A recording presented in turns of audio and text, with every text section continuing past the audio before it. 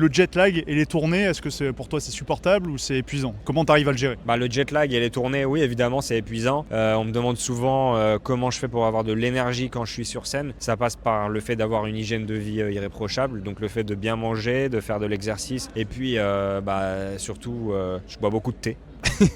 Pas d'alcool, c'est hyper important. J'ai envie de te dire, une fois que je suis sur scène, il y a un élément qui me donne toute l'énergie, c'est la passion. C'est le fait d'être en fait avec mon public, en train de faire ce qui me fait kiffer, ce qui me fait vibrer. Et c'est là que je retrouve toute mon énergie naturellement. Justement, en parlant de voyage, etc., est-ce que tu as le temps quand même de profiter de la ville où tu vas ou parfois c'est vraiment juste tu mixes et tu repars? Il y a un peu de tout. J'ai envie de te dire, sur les destinations sur lesquelles je me suis jamais rendu auparavant, j'essaie toujours de prendre le temps de vraiment découvrir. Donc si c'est des pays dans lesquels je me suis jamais rendu, et surtout souvent c'est assez loin parce que si je dois me taper 10, 15 heures, 20 heures de vol pour aller dans certaines destinations, là récemment je suis allé au Mexique depuis l'Arabie Saoudite, j'étais en tournée donc c'était un peu complexe, je me suis tapé 40 heures de voyage pour aller de ce point A à ce point B, donc j'en ai profité après pour rester une semaine et quand même découvrir la culture locale, les monuments sympas dans le coin, la gastronomie et puis se faire des potes sur place aussi et découvrir vraiment quel est le style de vie que tu peux avoir dans ces pays-là.